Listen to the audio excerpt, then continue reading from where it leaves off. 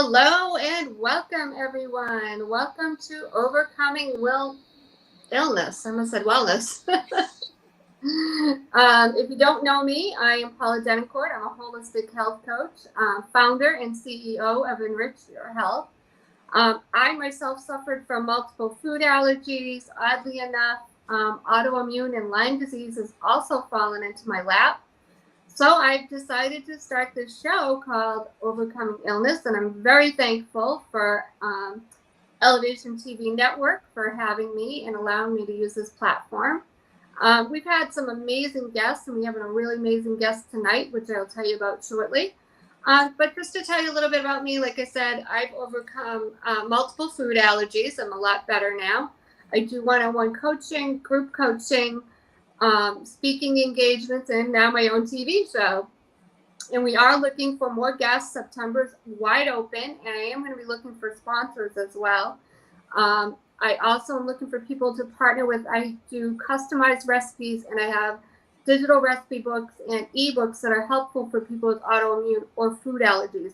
So they're like gluten-free, dairy-free, low in sugar, things like that. So if that's something you need help with, please contact me. But tonight is not all about me and my issues. We are going to talk to T.G. Barnes, my friend. We met years ago with Worship Word Art, which we both really miss, which was an amazing, amazing group and tribe of people that, we just really learned how to do prophetic art, which was absolutely amazing. And I do want to recognize Miss Prophetess Rashida, who, if it wasn't for her, I wouldn't even be on this platform. She invited me a while back in her show, and that's how I found it. So she is on, so she says hello. And I just want to say good evening, good afternoon, good morning, because I don't know who's on here. You could be on Roku, you could be on YouTube, you could be on Facebook. I don't know who's watching. So I just want to welcome everybody. So T.G. Barnes is founder of Do Life Well I can't say it.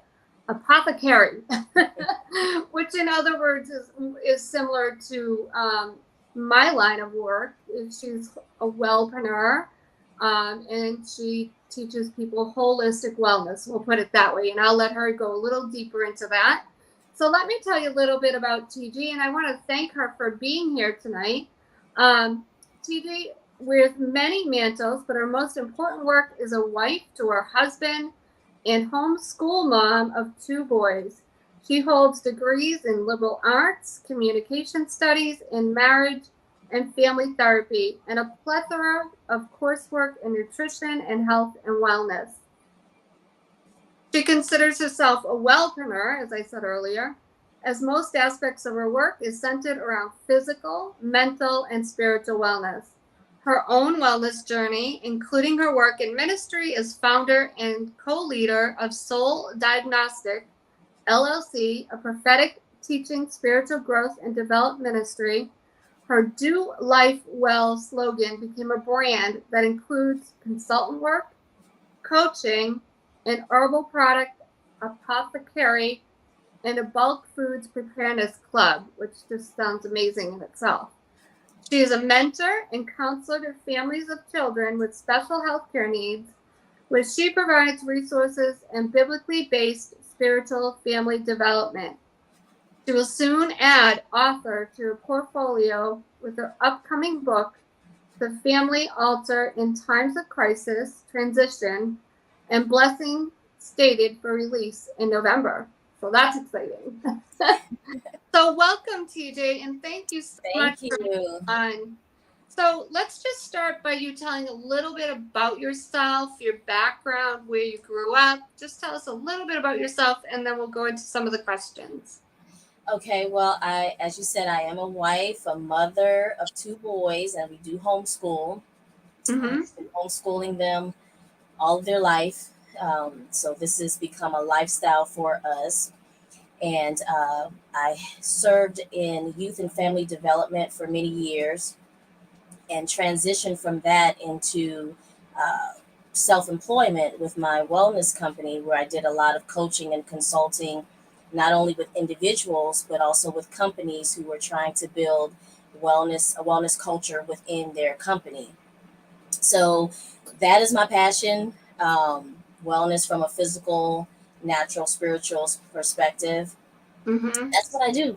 You know, wellness is life, wellness is my business. So it Mm-hmm. kind of encompasses just about every aspect of my life. And where did you grow up? So, where did I grow up? That's a good question. I am a military brat, as they call it, an army brat. Yeah. I'm originally from New Orleans, Louisiana, Okay.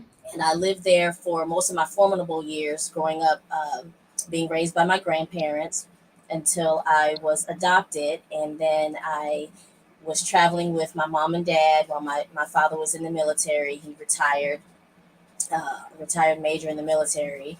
So home was wherever the army sent us. Wow. So yeah, so from foreign countries to stateside, and Wow. a lot of That, traveling. It's about every 3 years or so. that's And I fascinating. call Virginia home now. So Virginia is home now. Okay. That's fascinating. You must have learned a lot traveling the world like that. Definitely. I think it enriched a lot of my childhood, meeting Mm, a lot of different people and different cultures, and yeah. seeing the world, seeing different places, and living in places like Germany, and Wow. experiencing that. So definitely. Yeah, I can imagine. It must have been hard to adapt to another country as a kid, like from going from the US to where did you say Germany? Germany, uh-huh. It Yeah. was exciting and scary at the same time because that was actually my first time actually being on a plane. Wow. So flying to another country was my first time being on a plane as a kid. Mm. How Elementary old were school. I was in elementary school. you? Yeah. Wow. So yeah, it was different. It was definitely different. And once we came back to the United States, you could see kind of how far behind we were in some aspects because there, when it came to like television shows and things like that, we were always getting the things that people in the United States saw months ahead of time, whether it was movies, television shows, things like that. Hmm. We would get later. So where friends in the United States probably already knew about it, we were just learning about it. Wow. So Yeah. the US was ahead of Germany. Hmm. Wow. And so was it how was the language barrier for you? Well, we were. I was going to military school, so we were required to learn the language. Oh, So that was one of the classes that we took every day. We were required to take German every day. wow. Yeah, yeah. So Wow. So that must have been a little bit traumatic, I would say. Wasn't it for you, or did you adapt right I think I adapted pretty well because you still have that excitement as a kid. This is away? all new, and you're in a different world from a Yeah. kid's perspective. Um, the food is different. Oh, The yeah, that's true. how Yeah. it looks is different. How they drive very fast in Germany. Hmm. So the interstate is like you can drive 120 miles per hour on the interstate there. Wow. I never knew that. So it's just, it was just different. And Mm-hmm. I wouldn't trade it. I wouldn't trade it. I enjoyed my time there in Germany, and growing up there for the time that I did. And some of the people that I met there, I'm still friends with today. Awesome. Yeah. How many years were you there? We were there 3 years. Great. That's a good amount of time. Mhm. Yeah. Wow. That's always amazing to me to have to, like, as a kid, to adapt to. I mean, it's hard enough to adapt. Like some kids move, from state to state. Right. Hard enough to adapt from one school to another, never mind from one country to another. I can't even. Well, the one thing about it, how we looked at it, is that every 3 years you could kind of reinvent yourself. Right. Nobody knows me here. I can. Right. Nobody knows who you are, so you can start Right. all over again. That's true. So that's helpful. Yeah. Yeah. Because you do get, like, I was known as the shy kid. That was like my label, the shy kid. That was me. You get labeled, yeah. And then how do you get out of that, Yeah, I Wow. was I was a shy kid, but for me, I think being involved in school activities Hmm. kind of helped. I was involved Yeah. in drama and different soccer club and different things like that, so that helped. Yeah. Wow. Well, kudos to you for that because it's not easy. So tell us a little bit about your health journey. When did you start having health issues? How old were you? And not only how old were you, but let us know what was going on in your life at that time. Because sometimes things that are going on in our life can relate to our health issues. So, Mhm. for everybody out there listening, sometimes that can ring a bell for somebody else listening. So, tell us a little bit about that. Okay, so well, as I stated before, my formidable years, I grew up with my grandparents. Right. So my grandmother was a nurse, and she was a nurse at in a hospital for over 30 plus years until she retired. After and she was also a military nurse, so she was a medic in the army as well. Mm. So during the week, she would work at the hospital in New Orleans, and then on the weekends, when she would have duty, she would work for the military on the base.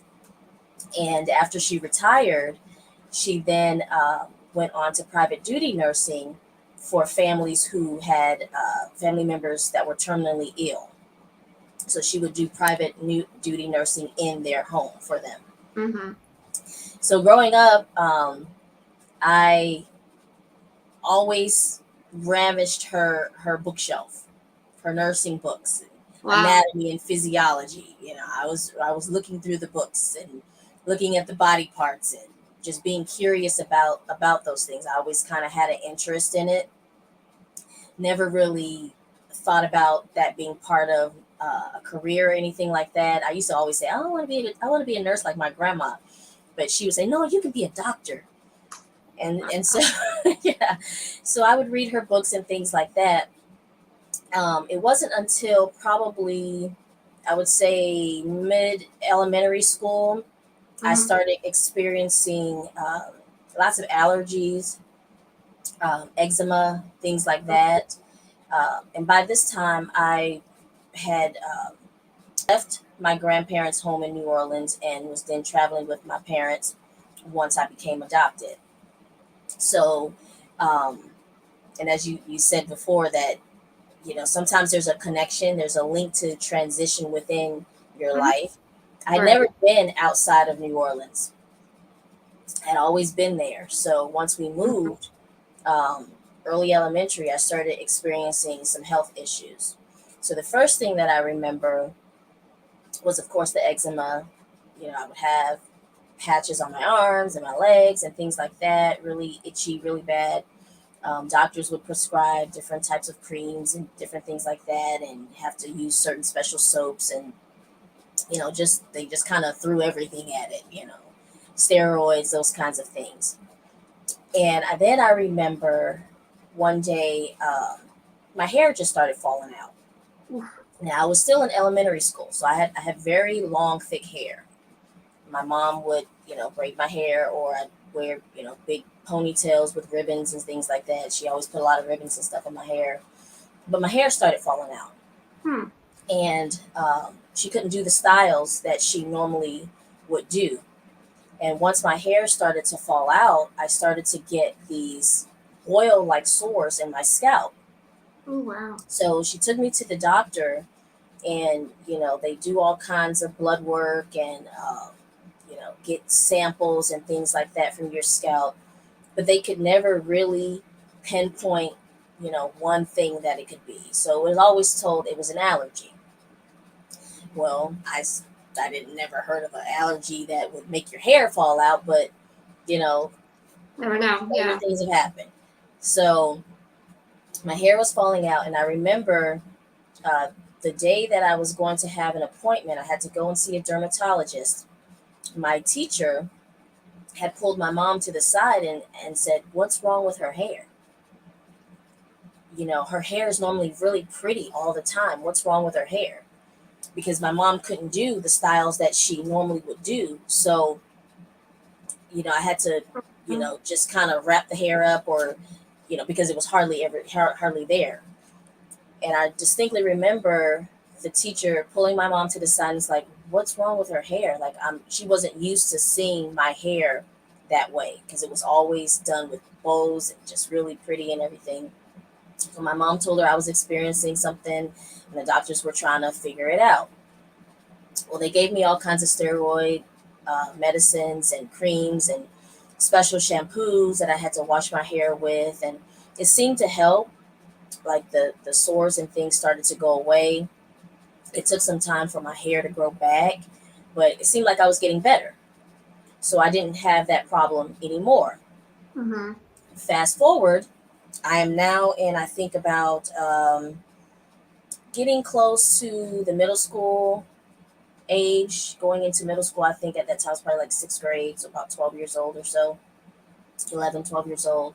And I began to have terrible headaches, debilitating headaches, very bad migraines.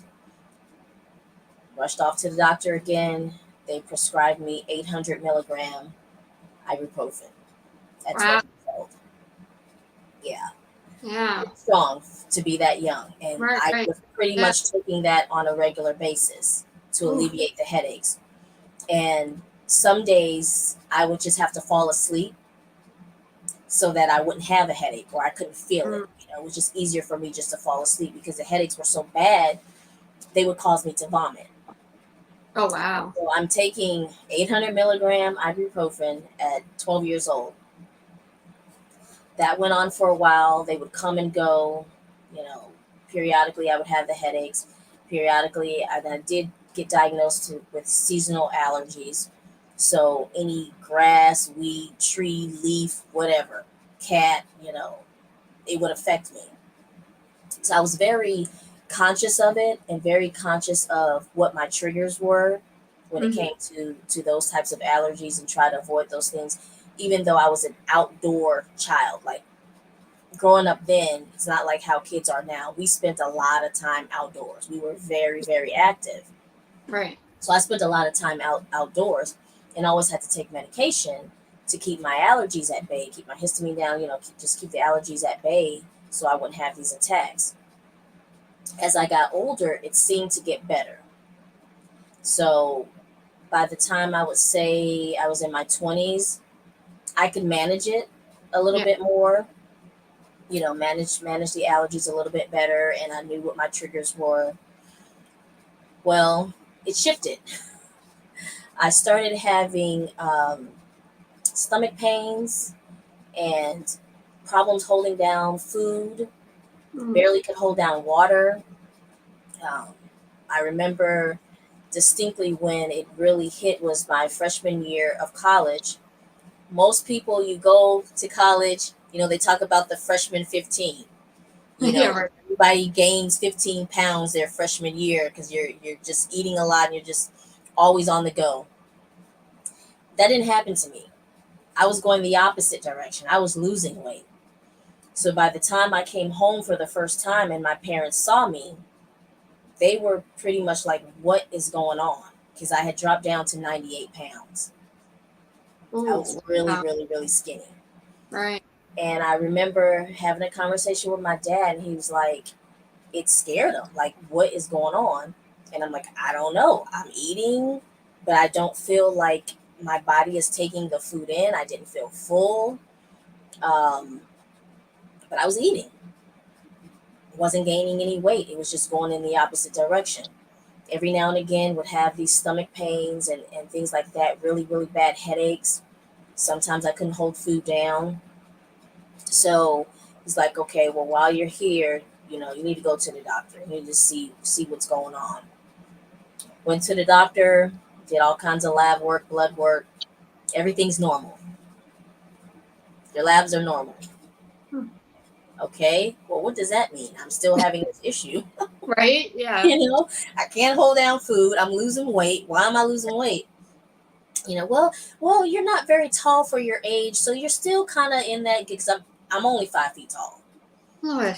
So, you're still doing okay. Yeah, you could stand to gain about 5 more pounds or so, but you're still pretty good. So we're like, okay. He prescribes me uh, Prilosec, so I began taking that. Uh, Told me to use antacids as needed, things like that.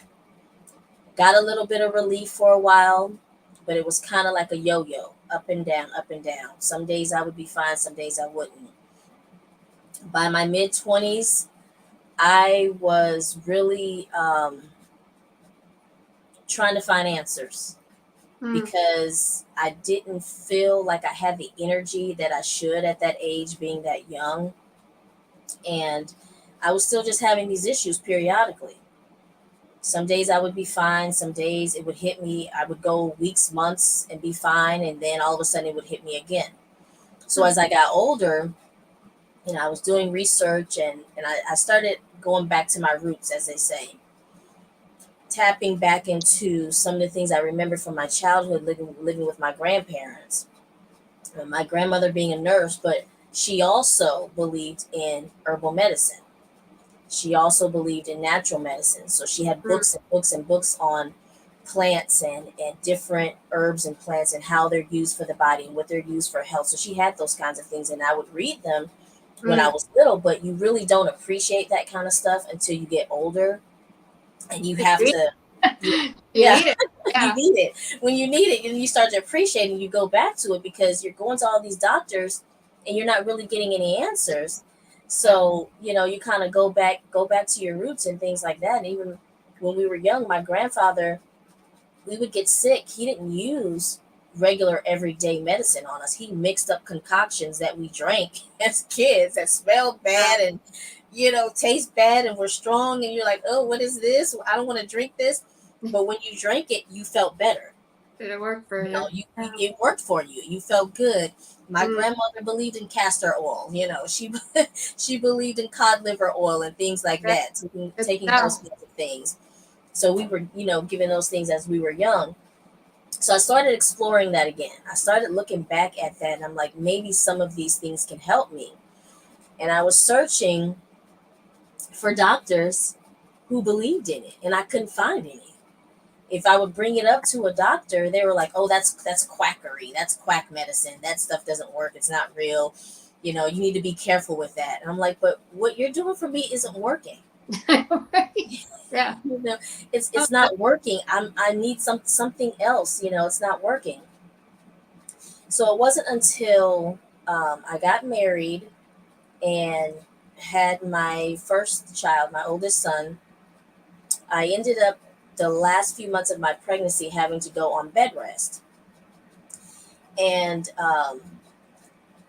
the birth itself was not a difficult birth. Like, it was a perfect birth. Like, I mean, smooth sailing, but it was the pregnancy itself that I had difficulty with, and holding down food. And of course, they said, oh, that's just typical, morning sickness type stuff. But I really felt like it was beyond just the typical morning sickness that I was experiencing, because I wasn't holding down anything. I could barely hold down water. And so the doctor was like, we got to put you on bed rest because you're just not getting enough to have the energy that you're going to need when you deliver this baby. So I went on bed rest, tried to stick to broths and soups and things that were light so I mhm. could, hold something down. Had my baby. He's perfectly healthy. He was almost 8 pounds, 19 inches long. He Ooh, was, he was a big, sorry. he was a big baby. And Yeah. he, perfectly fine. Everything's good. So I felt better. I felt good. I felt like everything was fine. And um, you work on trying to get the baby weight off and stuff like that. And for that first pregnancy, it actually did come off pretty fast for me. And I Mhm. was also breastfeeding, so that helps as well. Well, I have my second son, and I could not do anything Mm. during that pregnancy. Like, most of that pregnancy, I was on bed rest. I couldn't hold any food down. And when I would go to the doctor, I said, something is not right. I can't eat anything. I can't eat crackers, broth, water, nothing. I can't eat anything. It's fine. This happens. It's, morning sickness. Your baby is fine. Just take your vitamins and the baby's fine and you'll be fine. And, it's just the typical pregnancy stuff. And I'm like, no, this is not, I don't feel like this is normal. Like, I should be able to hold something down. I can't hold anything down. Mm. I didn't. So now I'm pregnant with a toddler. You got to have energy to take care of a toddler, but I don't have a lot of energy because I can't keep food down, and I need food for energy. So once again, I'm on bed rest. Mm. I have my son. That pregnancy was very traumatic. He actually almost died in birth. Mm. So he was deprived of oxygen during birth, Oh, wow. and my temperature spiked when he came up. So when he came out, so I had 104-degree temperature, and they didn't know why. It just Mm. went up. So they had to put me down and cool packs and stuff like that to get my temperature down. I stay in the hospital a couple of days, released, go home. I'm thinking, okay, doing regular mommy duties, take care of the baby, take care of the toddler. Everything's gonna be fine. I can't eat anything. Oh, I still can't eat anything. yeah. Like I'm like, I'm hungry, but I can't eat anything. So I talked to the doctor again. I said, look, something's going on. I can't hold down any food. I've already had the baby, so it's not morning sickness. It's not anything that has to do with the pregnancy. Something else is going on. So the doctor that I was going to at the time, I think I had been going to her for, at that point, maybe about 10, 12 years or so. So she knew my history pretty well. And she's like, okay, we're gonna do the typical, blood work. We're gonna run some tests and do the typical blood work, and we're gonna see what that reveals, and then we'll go from there. Okay, fine. Been down that road before. Well, she does the lab work. Nothing comes out of it. It's like, your labs are normal. Oh, Your boy. blood pressure's great. you know, Uh, you don't have any high blood sugar or anything like that. Your labs are normal. Everything's great. I'm like, okay, well, why can't I eat anything? Why am I not holding down any food? We don't know. Oh, okay, so go home and just go with life. Do what you do. Well, my hair started to fall out again. Hmm. again. So I'm going back to, oh my gosh, when I was a kid, my hair was falling out. Now my hair is falling out again. I literally lost all of this. So it's definitely an autoimmune issue going on there. Yeah, Yeah. just lost all of the hair in the front, and I'm like, what in the world? I go to my beautician, and she's like, have you been sick? And I was like, just I think I had like a cold one time, and that was it. And I'm like, I'm dealing with some other issues, holding down food and stuff like that, but I don't know if that has anything to do with it. And so she's like, okay, well, she's like, you're gonna try not to manipulate your hair too much, not no really any styles that was gonna do a lot of tugging and things like that. And at that point was when I decided to go natural. So no more perms or anything like that. I just decided to go natural. So since my hair was falling out anyway, I didn't Right. have to really do anything but just let it go. Right. just, Right. just let it go and let it do what it was gonna do. And I started looking at some bloggers that were like natural, specialized in natural hair, and even talking to some people that I knew who were starting to go along that lines, and getting into natural hair and things like that, and using some of the things that they were recommending. So I did that, and my hair started to grow back. Never did figure out why it fell out, but it started to grow back. And from Mm. that point on, I was like, I'm not going to put any more chemicals in my hair. I'm just going to just be natural and I use like coconut oil and grapeseed oil. And, I started mixing up my own type of moisturizers and stuff like Mhm. that, and just using those things. Felt fine for a while, got back active, had a personal trainer for a while, and, was doing that, and just living life, being a mom and wife, and building my business. 'Cause by that time I had transitioned out of the workforce. So I was working at that time in youth and family development, and I was also working as a behavior therapist, working with children with autism. So I had transitioned out of that into full-time self-employment. Well, I started getting sick again. Couldn't hold down any food. Just out of nowhere. It was just happening. So I went back to the doctor and she's like, okay, we're gonna run some other tests. She says, I'm gonna have you go and have a HIDA scan done, which basically tests your gallbladder, make sure that your gallbladder is functioning like it's supposed to. So I had the HIDA scan done, and it was normal. Wow. It was normal. Nothing. Your gallbladder's fine. It's doing exactly what it's supposed to be doing.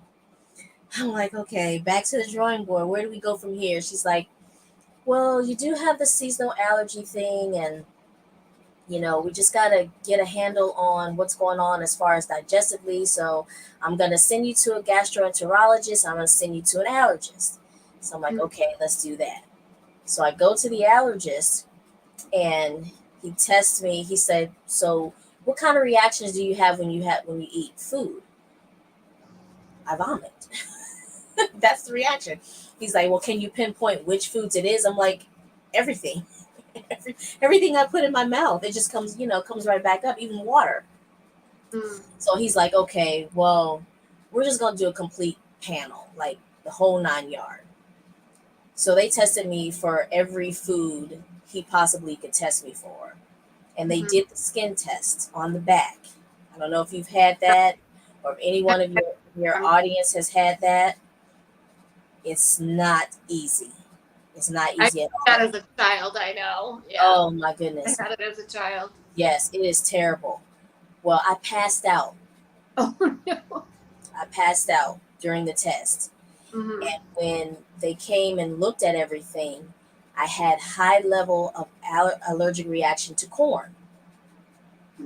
So corn, almonds, and celery were my worst ones. And then people, when you tell people you're allergic to celery, they're like, celery, that's just water, But there's some enzyme within celery that my body reacts to.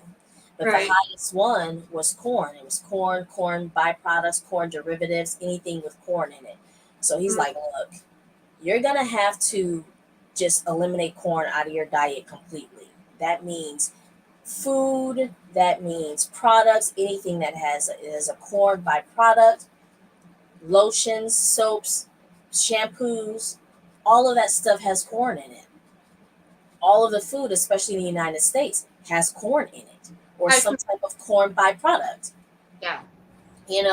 So I'm having to read labels and learn what are other names for corn. I'm having to look at all of this stuff because I'm thinking I'm doing okay, and I buy something, I eat it, and next thing you know, I'm vomiting, So I go through this whole process of relearning nutrition again, relearning how to eat, relearning diet, reading labels. I have to be a stickler about reading labels. And even when I go out to restaurants, I have to make sure there's no corn, there's no almonds, there's no celery. I've had a couple close calls in restaurants where, order a salad and there's almonds in the salad, And I'm like, no, I can't, I got to be careful with this. So this is a little extreme, but I just decided to go cold turkey plant-based, like overnight. Yeah. Everybody can't do that. No. But I decided, this is what I have to do because right now I can't take any chances. So yeah, similar. I get it. Not that well, but yeah. So I go to the gastroenterologist, and he says, like, I'm going to do an endoscopy on you. So of course you got to be put to sleep to do that. They put the scope down your throat and go into your belly and stuff like that. So I come to, and I remember my husband's sitting on one side and the doctor's at the door, and I wake up and he's like, you got bleeding spots on your stomach. I'm going to give you a prescription. And he walks out the door. What? You're not going to explain this? Like, right. Bleeding spots, and And he just walks out the door, is like, I'm going to give you a prescription.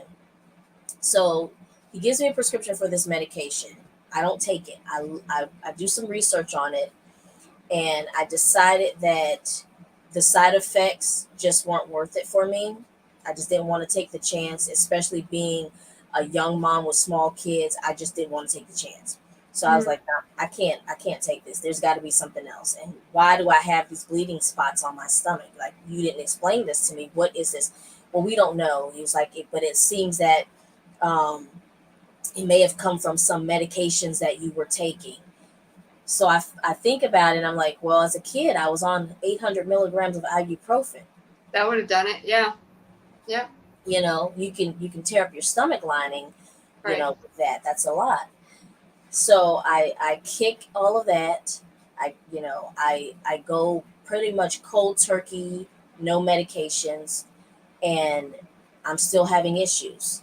So my doctor, she says, okay, I'm going to send you for a gastric emptying study. Now, with that, you have to eat radioactive eggs. So after doing that, I can't breastfeed anymore. Mm. So that bothered me because I'm like, I want to, my baby's still a baby. I still want to breastfeed, but they were like, well, you do this test, you can't breastfeed anymore. So I'm like, okay. So I do the test, and they come back and they're like, your digestion is like so slow. Like, I've never seen digestion is slow. And they're like, that would explain the vomiting, because literally, like, it's like the food is piling up on top of each other. Yep. And it's not getting a chance. Your first layer of food is not getting a chance to do what it needs to do through your digestive system. Your digestive system starts in your mouth with you chewing, your saliva going down your esophagus, all of that. That's your entire digestive system into your intestines and everything. That's what happened. Yeah. Right. It's not doing what it's supposed to do. It's just like really sluggish and slow. Everything would come back up. Everything would just come right back up. Years for me to figure it out too. Yeah. Yeah. So they're like, it shouldn't have taken that long for those eggs to go through your system.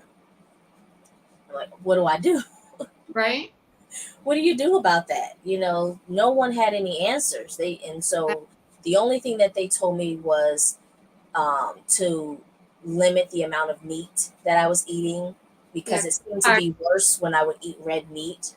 And this is just for me, because people get a little antsy when you start talking about meat, but for me, red meat would make me worse. Mm-hmm. So I completely eliminated meat, went straight vegan, and I did that for probably about 8 or 9 years. Oh, wow. Just like straight cold turkey, didn't look back. And so the doctor's like, well, you can maybe start reintroducing some things into your diet now that you're doing better. You can start introducing those things into your diet. Well, during all that time, I started to learn that digestive issues actually were prominent on my mother's side of the family. Mm. So I'm like, okay, is this something that's hereditary? Is there a genetic component to this that no one knows about, because no one's ever really been tested for it? They just dealt with it. They just did what they had to do. And, the answer was either, they give you antacids or Prilosec, things like that, or laxative. Like, I had family members who would take laxatives a lot all the time, and milk of magnesia and things like that, because not only were they having problems digesting food, but they couldn't eliminate it either. They were having, people don't understand, some people don't understand what a good bowel movement is. Right. And I would hear people say, well, I go to the bathroom every 2 weeks. I'm like, every 2 weeks? Like, that's not normal. We're supposed to go every time you eat, but none of us do. Right. And I'm like, if you're going like that, that's not normal. No. Not at all. So I learned that there, on that side of the family, that it was, digestive issues were there. And it really hit home when my grandmother, she ended up, and she's passed on now, but she was diagnosed with digestive cancer. Mm. She had cancer in her digestive system. And so that really even ignited more for me to pay attention to this Mm. and really look into um, the digestive system. And it became a part of what I did in my coaching practice. You know, I worked with a lot of people who were dealing with digestive issues and who had food allergies, and they weren't getting any answers, and they were looking for ways to eliminate the pain and things that they were going through. And so that was like, that became the thing that I looked at. Mm. And even with having my children, I paid very close attention to those things because I wanted to make sure they weren't experiencing the symptoms that I was experiencing when I was a child. So it was typical for my kids to, you know, and this is maybe TMI, but they would go to the bathroom as little ones, toddlers, and they would say, "Mommy, come look," because I trained them to let me see because I want to make sure it's a normal, you know, a normal bowel movement. Yeah. Because they were breastfed children, they didn't have any issues with Mm. that. You know, they didn't have any digestive issues. They didn't have any issues going to the bathroom. They were pretty, you know, pretty Mm. normal kids, and being as active as they are and were, you know, that helped as well. So, and you know, with my youngest having a diagnosis of autism, that's one of the things that they always tell you to pay attention to, because a lot of children with autism, a lot of children on the spectrum, they have digestive issues. Right. And you see them, even the Right. kids that I worked with in therapy, they would literally want to lay over top of the back of the couch and do their therapy because their bellies were hurting, but they didn't know how to say. Oh, You wow. know, so they would lean. You would see a lot of these kids. They would lean over the arm of a chair because Mm. the pressure against their belly was giving them some relief. Wow. And from that point, I would, you know, this was something that I would talk to the parents about, and it became one of the things that was also uh, something that I added to my repertoire was, you know, teaching the parents about the digestive issues that their kids were experiencing, and some of the things that they could do, some of the foods that they could use, and enzymes and probiotics and things like that that they could use to help relieve some of that stuff. So um, I'm proud to say that I'm doing good. That's You awesome. know, I'm doing very well, and I think that part of that has to do with pushing and trying to get answers. You know, not just taking what the doctor said Mhm. as just it. You know, getting second opinions, and going back and saying, look, no, this is not working. I something, you know, I need more testing or something. I need answers. Something has to give. Like, what else can I do?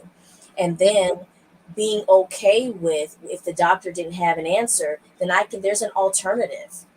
You know, we sometimes feel like we just have to do everything with allopathic medicine, but I don't believe in one size fits all medicine, because Right. I've experienced that it doesn't work for everybody. Everybody is different. We're all different. Did you ever get diagnosed with, so 30 years later, if you guys Hmm. watch my show from the first show that I did, I talk about this. I can't even tell you the name of it, but I almost choked to death. What was it? Right after I moved to North Carolina. And so 30 years later, I finally got a diagnosis of what this food allergy thing was, and it began with an E, endo something or other. And it had to do with like the white blood cells or something in my esophagus, and then like you say, I had the weak digestion. So for me, the biggest culprit was gluten or acidic foods. Those foods don't digest well, so I always attributed it for years to just weak digestion, but it actually had a name, and it is an autoimmune disorder. I Hmm. didn't have the migraines like you did. I didn't have the hair falling out. Um, I don't know if you ever, like, did you ever? I don't know. You said you grew up in Louisiana. Did you ever have water in the home or anything? Did I have water? Yeah. Like Like from waters or anything, or no? say that again. Like flood waters or anything like that? Or Oh yeah, that was normal. Look, I mean, well, I remember when I was younger, like floodwaters would rise up to my grandmother's porch. Nothing ever came inside while we were there.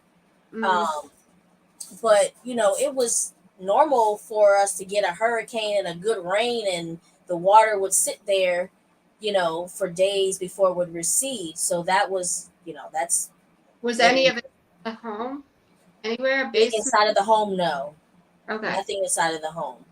I'm just curious. We've talked about this on a few other shows that sometimes mold toxicity Yeah. too can Hmm. cause issues, the migraines, things like that. So Yeah. just curious, just wanted to put And that I'm out. and this and I can't say that I would not eliminate mold toxicity. Mm, You know what I'm saying? yeah, Because I'm familiar with that. yeah, Um, and I can see where the symptoms align with that, and you yeah. just never know where you've been exposed. Because I've Right. worked in a lot of different places and old buildings and things like Okay. that, and you may not necessarily be able to pinpoint exactly where, but probably there was some exposure, Yeah. some exposure there. So yeah, mold is a big thing right now that a lot of Corn, people are corn suffering from. it, it's in. So this is one of the first things I learned about when I started with multiple food allergies. Corn is in big sills. So in those sills, mold grows. And that's sometimes just eating the corn, we're getting that mold in our bodies. And Mhm. that can also produce illness. Yeah. So one of the things I learned about corn, oh my gosh. So you talk about the byproducts of corn. I was in a group, this is dating myself, but it was like a Yahoo group way back. And there were a lot of parents in there. And they would talk about if their child ate corn, they got violent. It was in everything. High fructose corn syrup could be in tomato sauce, of course, your drinks, lots of different drinks. But believe it or not, this is what shocked the heck out of me. I didn't know. Corn products can be in your IV. They can use a corn byproduct in your IV. They can use corn in plastics. It's Hmm. actually in plastic and your clothes. Yeah. So who would have thought something like that would be in those things? You know what I mean? Like you wouldn't. So if you've got a high allergic reaction to corn, really look that up. Once again, I forgot to put out the disclosure, so let me put that out there. Full disclosure, this is not Right. advice. This is not meant to cure, heal, or treat any illness. Hmm. Do your own research. I am not a doctor, scientist, neither one, Right. but so full disclosure, I forgot to put that out there in the beginning. But yeah, just do your own research because Yeah. if it's allergic when to when I corn, go, if I have to be in a hospital for any reason, I do have to let them know that because of the yeah, IV and things like that, and also the gloves that they use. yep, I can't anything with the powder that they have in some of the yep. gloves. To be I quite can't, yeah, I can't have them use those types of gloves. So I do have to inform if I'm at a hospital and I gotta inform them of that ahead of time because normally they only ask you, are you allergic to any medications, right. And which then I am. yeah, on the flip side of that, not even just corn, but like almonds. When I was really, really, really sensitive, when I was working at the jail, the guys across the hall would make coffee. But one day I started hacking. I'm like, what in the world is making me coffee warm? They were making hazelnut coffee. The nuts, but just the smell of any nut was bothering me. Now I'm That's fine. how I'm like that with popcorn. Yep. If someone's Yep. popping some popcorn in the vicinity, it's just like I can't catch my breath. I kept hacking. I was like, what is making Hmm. like, why am I was like, I couldn't figure it out. I was like, what is going on? And then I finally figured it out because actually, you know how I figured it out? Oddly enough, this other woman I worked with at the jail, she had a little bit of allergies too, just sensitivities. And she went to Dunkin' Donuts one time and she was doing that, like kind of hacking. We figured it out. It was the coffee. Somehow she probably got a little bit of hazelnut in her regular coffee. And so it was making her hack because she was allergic to nuts too. So Mm-hmm. highly allergic to them, but it did make her tongue feel funny. You know, things weren't working, you know what I mean? Things weren't going right for her. Yeah. So And some yeah, people, they may not have like a full blown allergy to a food, but right. you have a food aversions. Right. So, it may make you cough or sneeze, or, you may get itchy and you're trying to figure out why. And it doesn't mean that you have a full blown allergy, but it just may be an aversion to something within that food. Yeah, So, sensitivity. But yeah, that's how I figured it out. I'm like, okay, if she's sensitive. Dunkin's must have just had a little bit of hazelnut mixed with the regular coffee in the pot, whatever it might be. It just was bothering her. That's how I right. smell of hazelnut was bothering. I just put two and two together. I mean, Yeah, sometimes it's a puzzle. it It's is. a puzzle. It So definitely we've is. got, we've got about 8 minutes left. So I would like to talk a little bit about you're also a caregiver for your husband. Can you just tell us a little bit about that? And then I'd love people to know how to reach you and anything you want to tell the people that you can give them a few tips before we do wrap it up. So just tell us a Sure. little. Yeah. So, well, I'm a caregiver all the way around because, like I Right. said, I have a child with autism, and then my oldest son also has had a brain injury. And then with my husband, he had a recent injury to his thalamus of his brain Mm, that has caused some cognition and memory issues and things of that nature.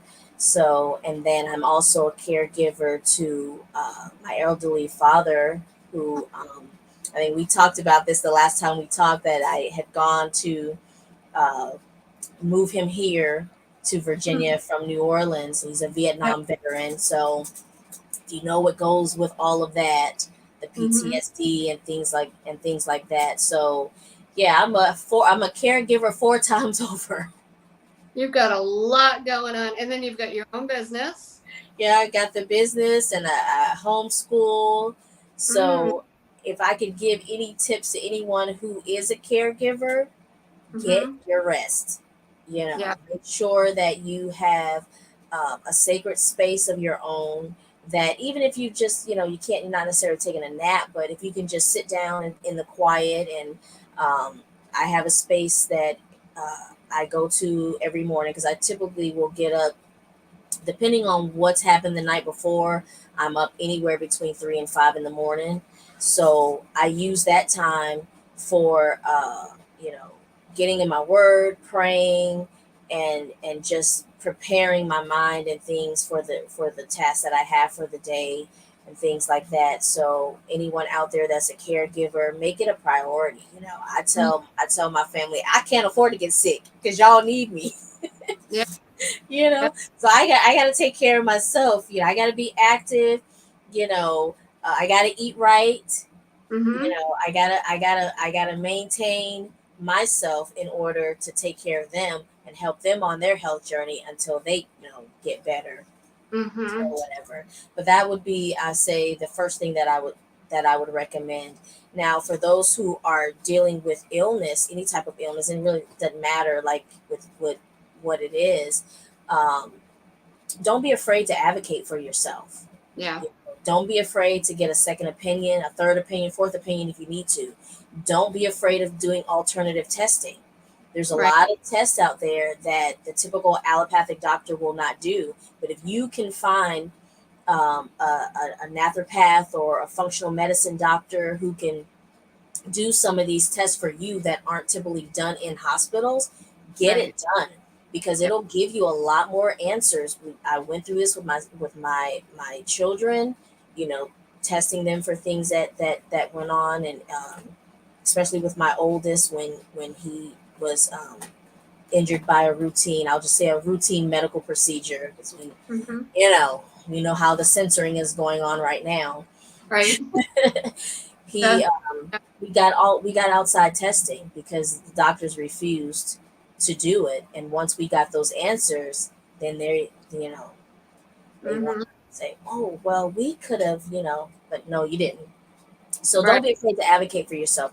Don't be afraid to go out there and get other testing done. Don't be afraid to see a functional medicine doctor, Right. functional nutrition. I really believe that functional medicine is going to be the future. Yeah. I think traditional medicine, it has its place, but functional medicine dealing with the whole Yeah. body systems, and not just compartmentalizing your body systems and dealing with those things as a whole. I think that's the future of medicine, and I think that's the future of health, and where a lot of people are going to find relief when it comes to some of these mystery illnesses and disorders that they're going through. So that would be my second thing. Number one, take care of yourself. Do what you Mm, got to do. Put yourself first. It's not selfish. Self-care, soul care, self care. That's what I tell people. yeah. Second thing would be to advocate for yourself. Don't be afraid to ask questions. The doctor works for you. Yeah. They should be your partner in your health and you getting better. The third thing I would say is try to eat local as much as possible. Get to know a farmer. Things are Yeah. crazy right now when it comes to food and stuff like that. Find you a farmer. Find Yeah. you a CSA. Some and try to eat local as much as possible. Try to eat close to home as much as possible. If you can't do that, grow your own. Yeah. We have a garden right now. I call it our healing garden. We're Nice. growing all kinds of herbs, all kinds of fruit and vegetables, and we my goal is to replace at least 50% of our produce if we can, just using our backyard.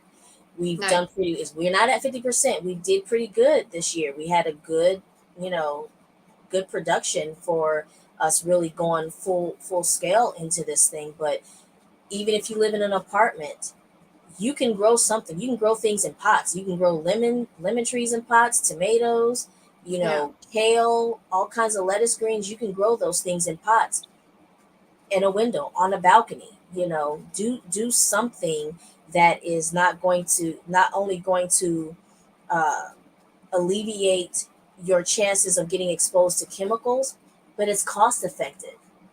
Oh It's going yeah. to save you money. Yep. You know, so yeah, those are my tips. Those are the things that I'm doing with my own Yeah. family, and I suggest to my family and friends as well. So at the last minute, I'm just going to ask if Prophetess Rashida, she's still on here. Do you have any questions for us, Prophetess Rashida? Type them in the comments if you do. And while she's doing that, TJ, tell everybody how they can reach you and if they have any questions for you. Okay, so they can go to about.me/TG Barnes. And if they want to check out what products we have for our apothecary, we're on Facebook and we're on Instagram, Do Life Well Apothecary. Okay, awesome. And if you have questions for her, questions for me, the easiest way to get me is you can Facebook message me, you can Instagram message me. My phone number is on the website. You can text me, but I'm just going to set up a time to talk to you. So just so you know, I'm not going to be like texting you back and forth. I just set up a time to talk to you. So that's about it. Like I said in the beginning of the show, thank you everyone for being here. Thank you, TJ, for being here. I'm looking for guests. Yes, this was really, really informative. I hope it helps somebody. Once again, do your own research, but I did find out that I had an autoimmune disorder and it took me 30 years to figure out. I'm going to have to look it up again so that I can tell people what the actual name of it was. I know it began with END. It had to do with my white blood cells. Long story short, it caused me to have food allergies, and food didn't go down easily. It basically was because of acidic foods, gluten, things like that. Things that are hard to digest. Right. So, yeah, you can go back and watch the replay on that one. But thanks everyone for being here, Prophetess Rashida. I don't think she has any questions, but if you do, type it in the comments. If you don't feel comfortable typing it in, whether you're on YouTube, Facebook, whichever platform you're on, I do go back and look for the comments. If you don't feel comfortable with that, then reach out to me or TJ if there's something you're going through, yourself, your kids, anybody in the family. Please reach out to us. There might be something we can help. And even if we can't help, we have lots of connections, so we might be able to connect with you. So with that, please reach out. I'm looking for more guests for September, October. So please reach out if you'd like to be a guest. I'm looking for caregivers, people who've overcome an illness, they're going through an illness. Could be an apostle, could be a pastor, anything like that. So please reach out to me. So TG, thank you again for being here. Thank you, Paula. Good to see you. All right. Thank you, everybody. See you next Sunday at 7 Eastern Time.